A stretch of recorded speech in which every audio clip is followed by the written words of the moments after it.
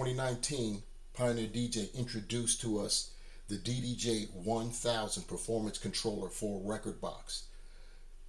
It was a new style of controller whose target demographic were DJs who wanted a club industry standard experience without the club industry standard cost. Lo and behold, the DDJ 1000 was born with its full-size jogs, its effects, and its looping capabilities combined with the performance pads of modern day controllers, an innovative mix that took the DJ world by storm. They started flying off the shelves,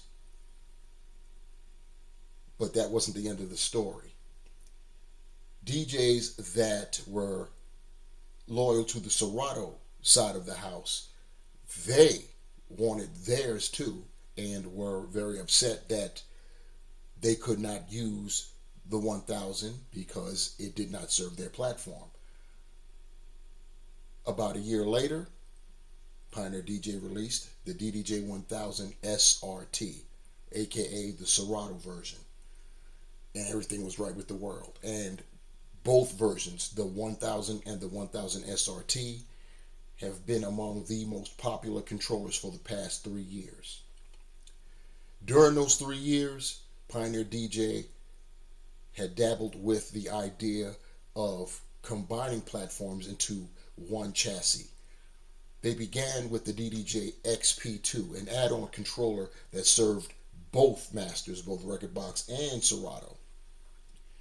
The first full controller, though, came in the form of the DDJ FLX10. It was an entry-level controller that was of a larger size, almost as large as the DDJ 1000. It did not have the same functionality.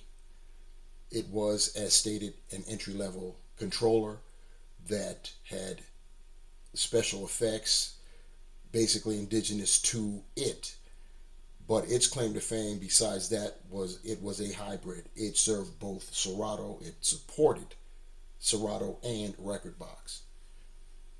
Now, we have the upgrade, the replacement for the DDJ 1000.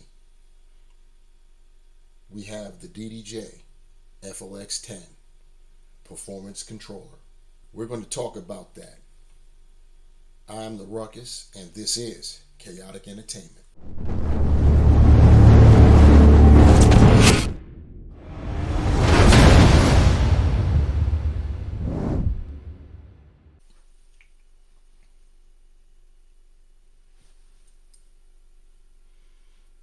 How y'all feel out there? What's going on? Allow me to introduce myself. I am the Ruckus, and welcome to my first video for Chaotic Entertainment. Figured we start off with a bang by showing my new toy, the DDJ FLX10, replacement for the DDJ 1000 and the DDJ 1000 SRT. Let's get it. So this is more of an unboxing, just to show the unit. It's been out for a minute, so there have been several reviews, so we won't get off into that. We're just going to not review it, but open it up. This is my inaugural video for this channel, so I figured I'd just do that. The primary reason for this video, though, is you see the case that's underneath, and that case, it's a Magma case. It was originally purchased for the DDJ 1000. I sold my 1000, used the proceeds to get this bad boy right here. Now, anyone who knows anything about the Flex 10, we know that it's the same width, as in, from left to right, and it's the same height. The difference is the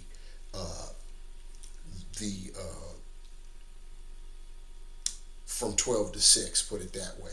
From that's the difference right there, and that's to accommodate the new feature that has taken the DJ world by storm, and we're talking about stems, and we have stem controls at the top. So Pioneer DJ had to account for that, and they made the unit a little bit wider or deeper. That would be better. It's deeper. That's the word I'm looking for right there. So took the measurements, peeped the case out, and I found that with some modifications, uh, this will fit in this. And the modifications will simply be to cut out, I don't know, maybe an inch, not even, of the foam that holds the unit together on the inside, and we'll do that. And then, you'll see that this will fit snugly in. So, got her out of packaging. As always, with all Pioneer gear, comes with everything right here in the cellophane or plastic baggie. We'll open that up real quick just to see what we got here. Another bag inside of a bag.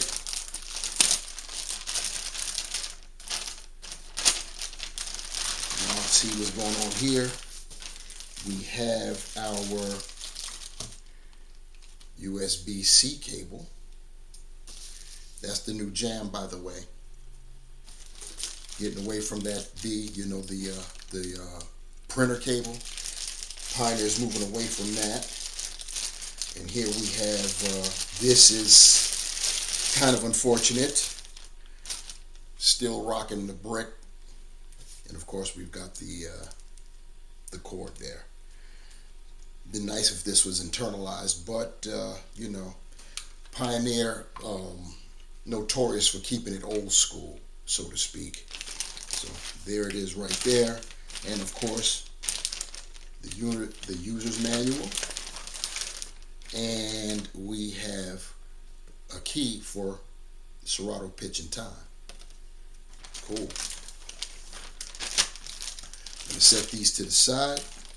I'm going to go right here. Everything's being placed on the case that houses my Prime 4.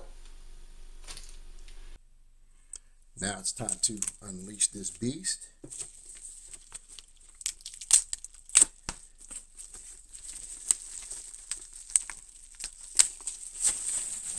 Let's see what we got going on here. And there she is. Oh yeah. Looking real nice there. Looking real nice there. For you guys, she's upside down. I will spin her around so you can see from the overhead shot there. And there it is. Yes, indeed. I think I will, at the very least, the least I could do for you guys is turn her on for the first time, huh? There it is. Lighting up for the first time. Got it going on real strong. It's how it's going to go down all night long. And you know we can't go wrong when we playing them songs, y'all. Yes, indeed. FLX10 in full effect. Of course, I don't have any software connected up right now because this ain't that kind of party. This is just Unleash the Beast, and then next we're going to do is we're going to work on the flight case underneath. So yeah, we will be right back. So I've got the top off. As you can see, this is a slide case. It's got a laptop slide on it. The first thing we'll do is take this off because it'll just get in the way while we do our thing. So now you see what we're working with here. This right here, this is the bottom. This is where the the crossfader and everything else is going to be down here on this side. So what we're working with is the top here. These right here, these foam sections right here, they just need to be trimmed down a little bit. So what we'll do is we'll bring the unit over and get an idea. We'll measure the Flex 10, and then we'll of course compensate for here, and then of course we will get to carving. So now we've got the Flex 10 in the case, and it's all the way up against that. So what I'm going to do is I'm going to take a measurement of what's being shown here, the very edge of the unit itself, and take a look there. We are talking about just a little bit more than 2¼ inches. It's about about two. It's not 2½. It's just under that. I've got the number right there, so I will notch that out. And when next you see me, she's going to be fitted in very nicely. And we are back. Got the Flex 10 in there, and I went on and like I said, I went and cut the excess out. On this side, I had to cut a little bit more out to accommodate the the apparatus here that's going to I think that's for cables or whatever. I'll figure that out when I go through everything. But yeah, I had to cut a little bit more on this side just to accommodate. You see, I got the slit right here, but there's yeah, it's not as far up against it as on this side. This side is very near flush, so it's all good. So if you have a case, if you had a DDJ 1000 or 1000 SRT and you decided to upgrade to the Flex 10 and you had a flight case, you can modify it. It can be done, because the only thing that you have to concern yourself with is the depth. Is from 12 to 6, and that's about it. And we are back. Got the Flex 10 in there, and I went on and like I said, I went and cut the excess out. On this side, I had to cut a little bit more out to accommodate the the apparatus here that's going to I think that's for cables or whatever. I'll figure that out when I go through everything. But yeah, I had to cut a little bit more on this side just to accommodate. You see, I got the slit right here, but there's yeah, it's not as far up against it as on this side. This side is very near flush, so it's all good. So if you have a case, if you had a DDJ 1000 or 1000 SRT and you decided to upgrade to the Flex 10 and you had a flight case, you can modify it. It can be done, because the only thing that you have to concern yourself with is the depth. Is from 12 to 6, and that's about it. So yeah. So we've got our DDJ FLX10 snugly secured in our flight case here of the